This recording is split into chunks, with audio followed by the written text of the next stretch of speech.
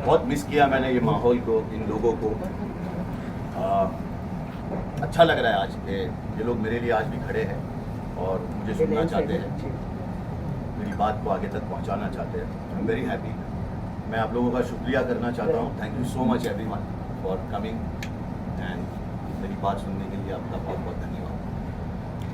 Ejaz sir, क्या आपके साथ गलत हुआ? क्या आप कुछ कहना चाहिए? आपके साथ कुछ गलत हुआ है?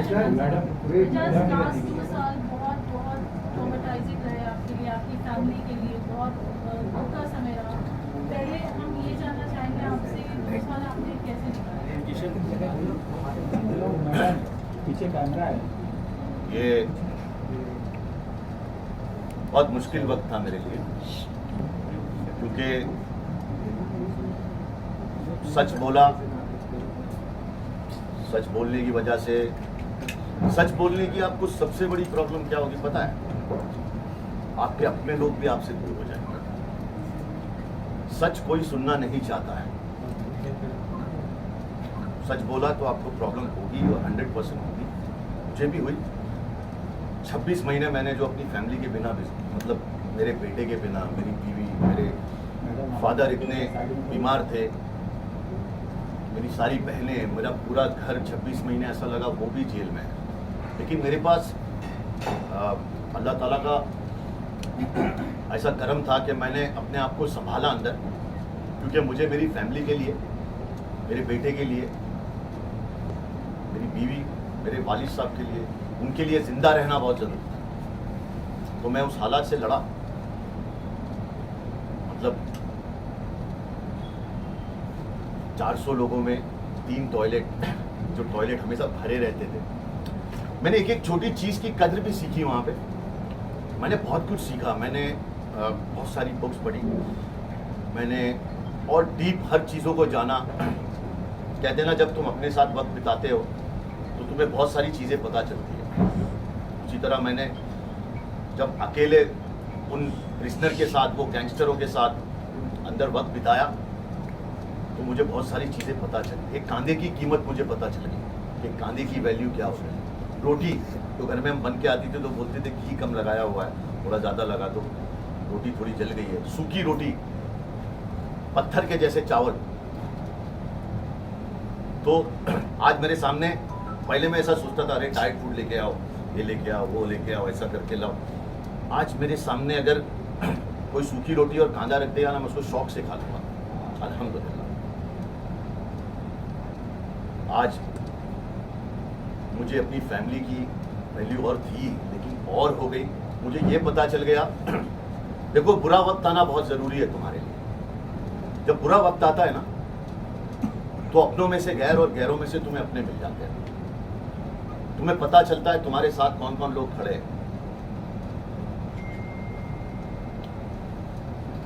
कि मुश्किलें लाख गुजर जाए, मैं मंजिलों से लड़ जाऊंगा।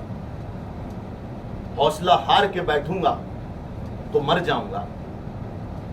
और कहां है वो लोग जो कहते थे, कहां है जो लोग जो कहते थे कि तेरे लिए मैं राह में बिखर जाऊंगा। तो कुछ गैरों में से मुझे अपने दोस्त मिले और कुछ दोस्तों में से गैर मिल गए। जब बुरा वक्त आता है तो तुम्हारा साया भी साथ छोड़ देता है, और मैंने उसको महसूस किया है, उसको फील किया है। मेरे अपनों ने मेरा साथ छोड़ दिया था और कई गैरों ने मेरा साथ दे दिया था। लेकिन खैर, यही ज़िंदगी है। तुम्हें पता चलता है कि तुम्हारी कीमत क्या है, तुम क्या हो, तुम्हें क्या चाहिए, तुम्हें क्या करना चाहिए और तुम क्या कर रहे हो। मैं आज बहुत खुश हूँ। मैं, आपने देखा होगा मेरे एटीट्यूड में, मुझसे ज़्यादा और आप लोगों से ज़्यादा मुझे कौन जानता है। एक चेंज, एक ठहराव मेरे अंदर आ गया और मैं उसके लिए बहुत खुश हूँ। मैं बहुत खुश हूँ। क्या जुर्म था आप पे, मतलब किस लिए आप जेल गए थे? किस लिए जेल गया था वो तो मुझे भी नहीं पता कि मैं किस लिए Seriously? जेल गया था, पर मैं जेल गया था। और can I have a towel और समथिंग? आलम, टॉवल देना।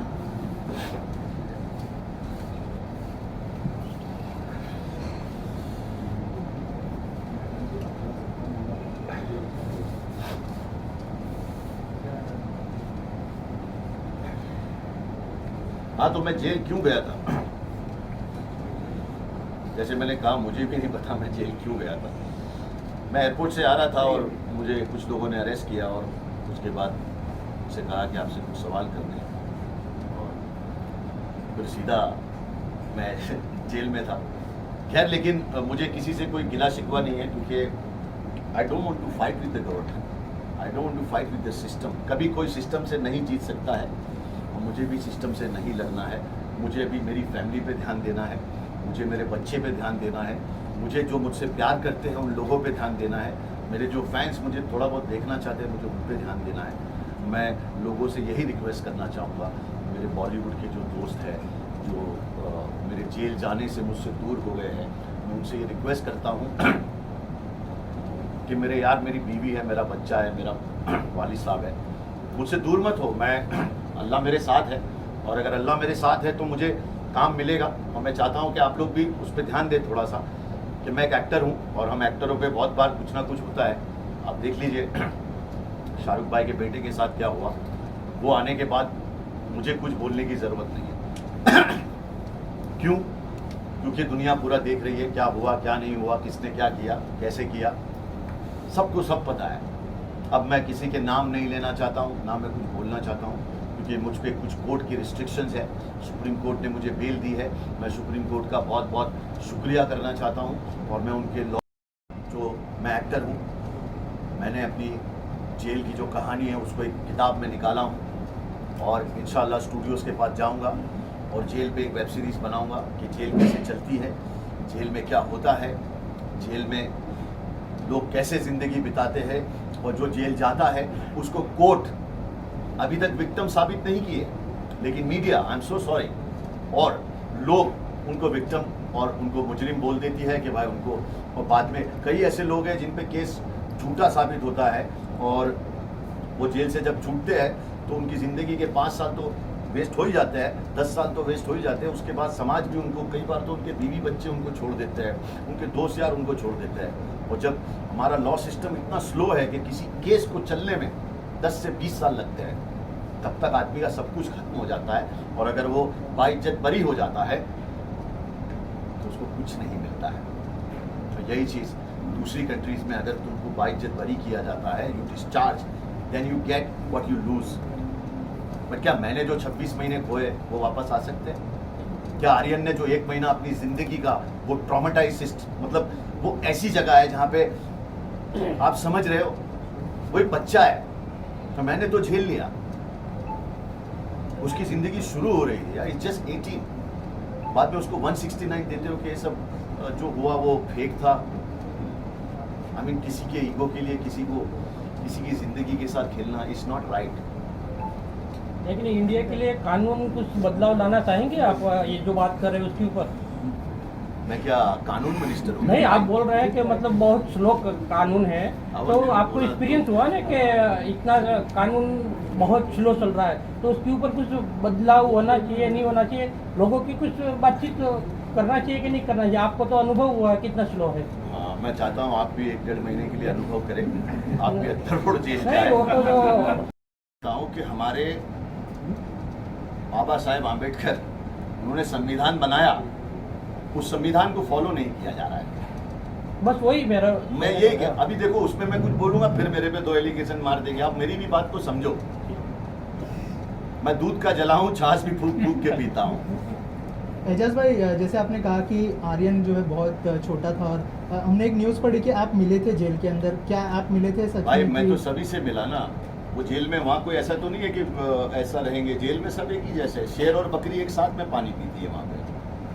तो हम सब मिलते थे, सुबह बंदी खुलती थी, तो जितना मुझसे हो सका, देखो मैं पहले से अंदर था तो थोड़ा बहुत तो अंदर लोग मुझे जानने लगे थे, तो मुझसे जो भी हो सका, जो लोग भी अंदर आए, आर्यन हो या राज मुंद्रा हो, जो भी अरमान कौली हो, मेरी फर्टर्निटी के लोग थे, मुझसे जो हो सका मैं उनको पानी, बिस्किट, अंदर तुम और कुछ नहीं दे सकते हो यार, लेकिन क्या तुम बाद में आए हो और मैं पहले से हूँ, तो मेरे पास कम से कम बिस्किट, वेफर, पानी ये तो रहेगा।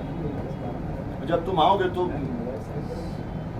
देखो ये जेल कैसी होती है, परदेश, पता है परदेश तुम रहते हो, कोई नहीं होता तुम्हारा, तुम अकेले होते हो, सडनली तुम्हारा कोई आता है, तो तुम्हें अपना सा फील होता है, क्योंकि अंदर सिर्फ आंसुओं के अलावा वो गमों का घर है, जिंदों का कब्रिस्तान है, वो दुश्मनों की खुशी है वो।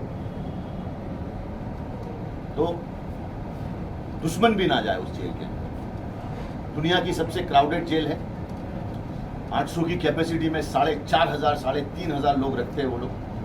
इंसानों को घैंटे बकरों की तरह सुलाया जाता है, एक के ऊपर एक। ये माइक रखी है ना, माइक ठीक से रखी हुई है, माइक तो फिर भी ठीक से रखी हुई है, माइक से खराब आदमी एक के ऊपर एक सोता होगा। खैर, लेकिन मैं तो यही चाहूँगा कि हर जो आदमी अंदर है उसे इंसाफ मिले, जल्द से जल्द मिले, क्योंकि उनकी फैमिली बाहर ख़त्म होती जा रही है।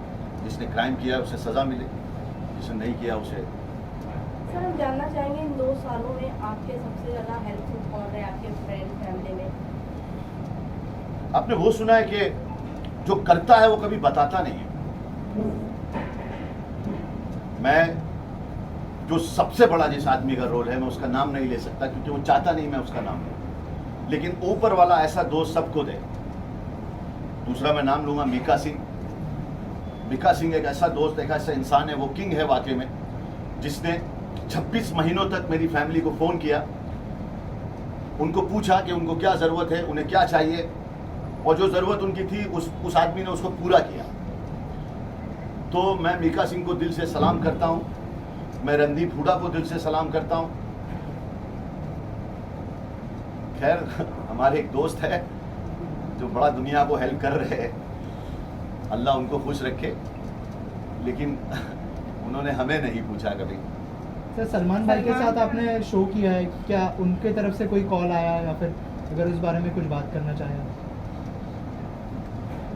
और ये जो आपने एक दोस्त का नाम लिया है, कहीं वो सलमान को नहीं, सलमान भाई ऐसे शख्स है जो, और उन्होंने हमेशा सबकी हेल्प की है, मेरी भी की है, और ज़िंदगी में आज मुझे एक पहचान जो मिली है उसमें सलमान खान का भी बहुत बड़ा हाथ है। मैंने किसी से हेल्प मांगी नहीं। मैं एक चीज़ में बिलीव करता हूँ कि अगर तुम गॉड में, अल्लाह में, ऊपर वाले में यकीन रखते हो तो तुम्हारी मदद को ज़रूर आता है, तो तुम उससे मदद मांगो, जरिया वही बनाएगा। और उसने मेरे लिए जो जरिए बनाए वो आए, उन्होंने मेरी मदद की।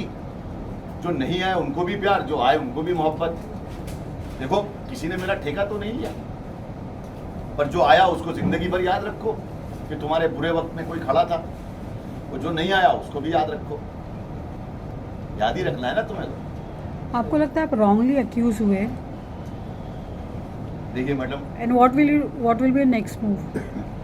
My next movie is I want to make a web series और समथिंग लाइक दैट। अभी एक साउथ की फिल्म मिली है, वो मैं कर रहा हूँ, और अपने फैंस के लिए वही मैं अभी काम करना चाहता हूँ। I don't want to get into controversy, I don't want to get into stupid things where कहीं कुछ हो रहा है और मैं स्टेटमेंट दे रहा हूँ। जो मुझे लगता था मेरे देश के लिए ज़रूरी है बोलना, लेकिन अगर बात मेरी फैमिली पे आती है, मेरे करियर पे आती है, और मेरी आज़ादी पे आती है, मेरी फ्रीडम पे आती है, तो I am sorry, I want to concentrate on my career. But you are wrongly accused.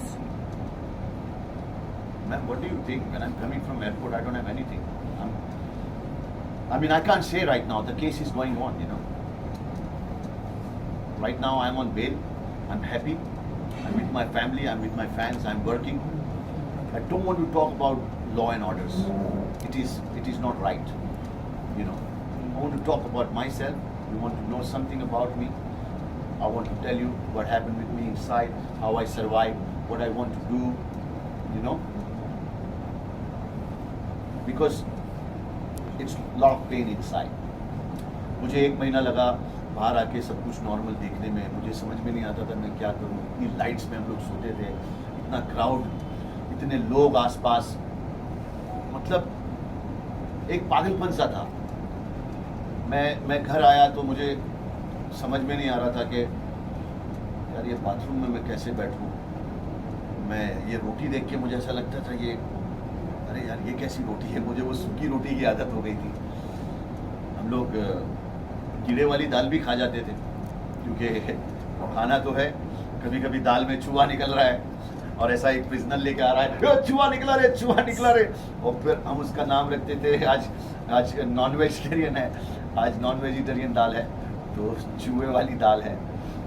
और दाल का एक और नाम रखा था हमने, पत्थर के सनम, क्योंकि दाल में इतना पत्थर निकलता था कि हम सब प्रिजनर लोग उसको निकालते थे और पत्थरों को जमा करते थे और फिर सुप्रीटेंडेंट को देते थे कि सर इतनी दाल में पत्थर, अरे इतने पत्थर निकले। अरे भाई हम मर भी जाए किसी को क्या परवाह है, हम लोग तो प्रिजनर है ना, हम लोग तो जेल में है, पता नहीं हमने क्या कर दिया है, अभी तक अदालत ने तो कुछ प्रूव नहीं किया है, पर लोगों ने हमको बोल दिया है कि हम मुजरिम है, हम पता नहीं क्या है। एजाज, साथ ही आपसे जानना चाहेंगे, जिस वक्त आप जो आपका अंदर टाइम गया है उस टाइम पे आपने बताया कि उसमें अरमान कोहली, राज कुंद्रा जैसे अन्य नाम भी वहाँ पे मौजूद थे, तो आप तो काफ़ी जिंदा दिल इंसान हैं, आपने काफ़ी उसको मजबूती से उन सारी चीज़ों को झेला, लेकिन उन लोगों की तरफ से क्या प्रतिक्रिया थी उस टाइम पे, क्या कुछ वो लोग फेस कर पा रहे थे, उनके एक्सपीरियंस क्या थे आपके हिसाब से? नहीं, राज कुंद्रा काफ़ी डिप्रेस हो गए थे और हालात काफ़ी ख़राब थे, लेकिन उन्होंने भी फेस किया। 10-15 किलो उनका वज़न कम हो गया था, बहुत तकलीफ उन्होंने भी झेली, आर्यन ने भी बहुत तकलीफ झेली। तकलीफ की जगह है यार, वो जेल है, मैं कहता हूँ, पर दुश्मन को भी ऊपर वाला नहीं भेजे, वो जेल है। और सबसे बड़ी बात, जब तुम्हें पता है कि अब तुम्हारी फैमिली अकेली है, तुम अंदर क्या करो, मतलब 1000 सवाल तुम्हारे दिमाग में रोज़ आएंगे, उसके सवाल के जवाब तुम्हारे पास नहीं मिलेंगे, तुम्हारा माइंड है ना स्टक हो गया, बिकॉज यू आर लॉक्ड। ज़मीन पे सोना है, एक चादर है, वहाँ पे खटमल चल रहे हैं, यहाँ मच्छर है, इतने सारे लोग हैं, रहना है तुम्हें, रहा मैं। लोग जज तो ऐसे ही कर देते हैं ना, अरे भाई तुम, अरे कभी किसी के अंदर झांक के देखा है लोगों ने कि किसी की जिंदगी में क्या तकलीफ चल रही है, वो क्या सफर कर रहा है। लोग आजकल सोशल मीडिया पे किसी को जज करना, अरे हमाम में सब नंगे हैं यार, ऐसा कौन है जिसने कोई पाप ना किया हो। अच्छे काम करो यार, डोंट जज पीपल, यू नो, किसकी जिंदगी में क्या प्रॉब्लम है, कोई क्या सफर कर रहा है, यू डोंट नो। तुम्हारी एक कमेंट से, तुम्हारी 4 गाली से उसको पता नहीं क्या डिप्रेशन। अभी मेरे जैसे लोग, आई डोंट केयर, मुझे फर्क नहीं पड़ता है, मेरा रॉक बॉटम है, अभी मुझे इससे ज्यादा क्या गिराओगे यार, कि ना मैं गिरा ना मेरी उम्मीदों के मीनारे गिरे, ना मैं गिरा ना मेरी उम्मीदों के मीनारे गिरे, मुझे गिराने में कई लोग कई बार गिरे, और मैं हमेशा उठ के आऊँगा, because I believe in Allah ताला, I believe in God, I am a fighter and I have a family to fight, I am an actor, थोड़ा बहुत ठीक ठाक भी दिखता हूँ, कुछ काम वाम भी मिल ही जाएगा, ऐसा तो नहीं है, तो बस मुझे अभी जीना है। और यहाँ पे तो अब ऐसा है कि बोला जो सच तो जहर पिलाया गया मुझे, और अच्छाइयों ने मेरी मुझे बदनाम कर दिया, तो I want to just concentrate on my career right now. काम के सिलसिले में क्या हो रहा है, काम की दिशा में व्हाट्सअप? काम की दिशा में मैंने आपसे कहा, एक साउथ की फिल्म है, मैं बाद में बताऊंगा उस पर, I don't want to talk about, ताकि आप बाद में भी आ सको, मैं उस पर बाद में बात कर सकूँ, है ना। काम मिलेगा मुझे, कुछ अच्छे दोस्त हैं जो मुझे पसंद करते हैं, जो काम देंगे, और कुछ ऐसे लोग हैं जो नहीं पसंद करते, कोई बात नहीं, एक दिन वो भी पसंद करेंगे, पसंद करने में क्या है, यू डोंट हैव ऑप्शन। इंसान को अपने जो प्यार करने वाले लोग हैं उनको देखना चाहिए। लोग क्या करते हैं, जो है उसमें खुश नहीं है, जो नहीं है उसके लिए दुखी रहते हैं, आजकल यही चल रहा है, आप देख लीजिए, अपने गमों से लोग परेशान नहीं है, दूसरे की खुशी से परेशान है। आज समाज में माहौल ये चल रहा है, अरे अपने गमों को देखिए, अपने गमों को भी भूल जाइए, अपने आसपास खुशियाँ हैं, अपने मामी डैडी, अपने वाइफ, बच्चे, अपने दोस्त जो तुमसे प्यार करता है। आदमी उसी के पास जाता है जो उसको धुकारता है, जो उसको झटका देता है, जो प्यार करता है उसको वो समझ नहीं पाता है। अरे उन्हीं को समझिए भाई, बाकी जाने दीजिए, अपना मेहनत करिए, काम करते रहिए, एक ना एक दिन आपका होना ही है, 100% होना है। जो आपकी ख्वाहिश है वो पूरी होगी, उस पर आप काम करते जाइए। और रही बात तकलीफ होगी तो ये आना जाना लगा रहेगा, मैं इससे बाहर आ चुका हूँ, मैं इसको एक पॉजिटिव में लेके इस पर एक वेब सीरीज़ बनाना चाह रहा हूँ, इस पर एक किताब लिखना चाह रहा हूँ अच्छे से, और लोगों को बताना चाह रहा हूँ कि मेरी ज़िंदगी में इन 2 सालों में सबसे ज़्यादा चैलेंजिंग क्या रहा आपके लिए सर? सबसे ज़्यादा चैलेंजिंग इन 2 सालों में मेरे लिए रहा सरवाइव करना, जिंदा रहना। सवाल जहर का नहीं है, जहर तो मैं पी गया, तकलीफ लोगों को तब हुई जब मैं जी गया, और मुझे जीना था और मैं जिया, क्योंकि मुझे अपने आप के लिए जीना तो ज़रूरी था, लेकिन उससे ज़्यादा मेरा एक बेटा है, मेरी बीवी है, मेरे वालिद साहब है, और मेरे कई चाहने वाले जो मेरे लिए दुआएं कर रहे हैं, उनकी दुआओं का असर है। और मेरी माँ जो वहाँ बैठी है वो भी मेरे लिए दुआएं कर रही है। तो मुझे ऐसा लगता है मैं अंदर कुछ सीखने गया था और थोड़ा मजबूत होने गया था। जब वक्त आए तो तुम किसी भी चीज़ के बिना रह सकते हो, क्योंकि आदमी आया अकेला, उसको जाना अकेला है, बस कुछ जिम्मेदारियां उसको निभाना है। उसके लिए मुझे जिंदा रहना जरूरी है। मैं आपके सामने बैठा हूँ, ठीक लग रहा हूँ ना? एजाज, एनसीबी द्वारा जितने भी लोगों को एलिगेशंस लगाए गए थे या फिर जितने भी लोगों को अरेस्ट किया गया था, उन सबसे ज़्यादा सज़ा जो है वो आपने काटी है 2 साल की।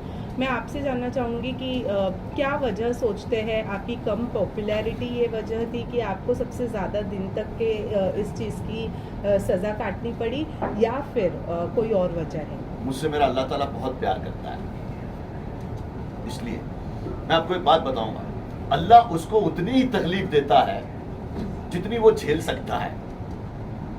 तो उनको पता था कि एजाज इतना झेल लेगा, 26 महीना एजाज झेल लेगा, बाकी और कोई नहीं झेल पाएगा बिना कुछ किए। एक दिन भी काटना बड़ा मुश्किल होता है। मैं किसी को ब्लेम नहीं करता हूँ, मैं ये सोचता हूँ उन्होंने मुझे भेजा था, या वो मेरे गुनाहों की सज़ा थी या मेरी गिज़ा थी, या मेरे भले के लिए था। मैं अंदर गया, वो अल्लाह ताला ने इतना टाइम मुकर्रर रखा था, मैं वहाँ से आ गया। कुछ बदलाव आया आप में? बहुत बदलाव आया, बहुत बदलाव आया। सबसे पहले तो एक कामनेस आ गई है अंदर, एक यकीन ऊपर वाले पे। जब मेरी सुप्रीम में बेल, हर जगह बेल मेरी रिजेक्ट हो गई, लोगों ने कहा एजाज खान 5 साल 10 साल नहीं छूटेगा। हम अंदर नमाज पढ़ रहे, सुबह में हमारा बेल है, ऐसे 350 लोग एक के ऊपर एक सोते हैं, नमाज पढ़ने की जगह नहीं होती अंदर। हमारे दोस्त प्रार्थना कर रहे हैं हमारे लिए, हमारे हिंदू दोस्त 350 लोग जाग रहे हैं हमारे लिए, नमाज पढ़ रहे हैं, हम भी ताजुद का बिछा के नमाज। अंदर लोग हिंदू मुसलमान सिख ईसाई नहीं करते, अंदर इंसान इंसान करते हैं। एक इंसान की मदद करता है अंदर। मेरे दोस्त मेरे लिए प्रार्थना यहाँ पे कर रहे हैं। ऐसा मंदिर गली होती है, और ये मंदिर गली पूरी उन्होंने मेरे लिए चालू रखी। इधर मस्जिद गली, यहाँ पे मेरे लिए नमाज पढ़ रहे हैं, और सबको पता था कि मेरी बेल होने वाली है। मैंने ताजुद की नमाज बिछाया और अल्लाह से ताजुद की नमाज में बोला, या अल्लाह मेरा वक्त हो गया तो मुझे घर भेज दे। मेरे बीवी बच्चे मेरा इंतज़ार कर रहे हैं, मेरे यार दोस्त मेरा इंतज़ार कर रहे हैं। अगर तुम्हें लगता है कि हो गया हो तो भेज दो। और एक अजीब सी फीलिंग मेरे अंदर, एक ठंडी सी सांस, पहली बार ऐसा मैंने फील किया। वो 26 महीनों के अंदर वो गर्माहट, वो सब कुछ वो हट गया, और एक ठंडी सी ऐसी अंदर से वो, मैं आपको महसूस आप नहीं कर पाओगे वो, कि ऊपर वाला जब तुम्हें ऐसा फील करवाता है ना कि अब वाकई में तेरा कुछ होने वाला है, तो एक अंदर से ऐसी फीलिंग आई। और फिर मैं सुबह की नमाज़ पढ़ के बैठा हूँ, और बैठे बैठे मैं सो गया, और मुलाकात में मेरा नाम आता है, एजाज भाई आपकी मुलाकात आई है। और हमारी बीवी, अल्लाह उसको 100 साल का करे, उसको हमेशा खुश रखे, दूसरी कंट्री की है, उसके बावजूद ऐसी लड़ी है हमारे लिए, क्योंकि उसको पता था हमने कुछ नहीं किया। हमारे वालिद साहब को पता था, हमारे फैंस को पता था, हम खुश थे। देखो तुम्हारे अपने तुम्हें नहीं समझते ना, सबसे बड़ी चीज़ वो होती है। वो मुलाकात में आए, हमने ऐसे खिड़की में देखा, हम भी एक्टर है यार, हम समझ गए कि अल्लाह ने हमें वो फीलिंग दे ही दी है। सामने खड़ी थी वो, तो हमारी मजाक उड़ा रही है, बेल गॉट रिजेक्टेड। अरे मैं बोला एक्टिंग तेरे को आती रही है, बेल मेरी हो गई। और पूरी जेल में लोगों ने खुशियाँ मनाई, और मैं आप लोगों के सामने बैठा हूँ। तो अपने इस लुक को चेंज करने के बारे में क्या सोचा? आपने नहीं सोचा कि बाहर आने के बाद आपको इसे चेंज कर लेना चाहिए? और अगर आपने अपने आप को इतना आपको ये लुक कैसा लगता है? अच्छा ही है। कैसा वो लगा? एक डॉन वाली फीलिंग दे रहा है, हाँ? डॉन वाली फीलिंग दे रहा है। डॉन वाली फीलिंग दे रहा है। चलो फिर आपको अच्छा लग रहा है तो फिर अच्छी बात है ना। संजू तो ये संजू 2 सालों में आपकी संजू बाबा करियर में जो बदलाव आए होंगे सर कि हाँ 2 साल साल में एक्टिंग करियर में कैसे बदलाव आएंगे मैडम? क्वेश्चन आपको एजाज भाई आपके अंदर क्या बदलाव देखे आपने जब अभी तो पहले बताया कामनेस आ गई। कुछ अच्छा सवाल तो कर यार। 26 महीने के बाद ऐसे अच्छे सवाल तो करो यार। मैं ग्रो हुआ, तुम लोग भी तो थोड़ा ग्रो हो यार। एजाज भाई जैसे कि आपने कहा कि आप बुक और वेब सीरीज लिखने वाले हैं, तो क्या वो बुक में आपको किसकी वजह से ये सब वो परेशानी झेलनी पड़े, जेल के अनुभव, और उसके बाद आके आपका जो है वो सब आप लिखेंगे या फिर फिक्शन पे रहेगी? और नहीं, उसमें उसका सब नाम क्या लिखूंगा, आएगा? उसमें सब आएगा, आपको सब मिलेगा उसके अंदर। आप थोड़ा सा इंतजार करिए, आपको बहुत मजा आएगी। So we take one more question. Ejaz jail से निकलने के बाद पहली क्या चीज़ आपने की? जेल से निकलने के बाद सबसे पहले मैं अपनी माँ की कब्र पे गया, जो 26 महीनों से मैं नहीं जा पाया, और वहाँ जाके मैंने दुआ की और मेरी माँ के गले लग के थोड़ा सा रोया, और उसके बाद घर गया और फैमिली के साथ अपना वक्त बिताया। सबसे पहले मैं अपनी माँ के पास गया। मैं लोगों से यही कहूँगा कि माँ बाप की इज्जत करो, उनको वक्त दो, ये तुम्हारी सबसे बड़ी दौलत है। माँ जन्नत की सीढ़ी है और बाप जन्नत का दरवाज़ा है, वो चाबी है। मेरे यारों, माँ बाप की इज्जत करो, जो तुमसे प्यार करता है उनकी इज्जत करो, ज़िंदगी तुम्हारी बहुत सही हो जाएगी, बहुत सही हो जाएगी। Thank you. हाँ प्लीज़ भाई, मिठाई खाओ।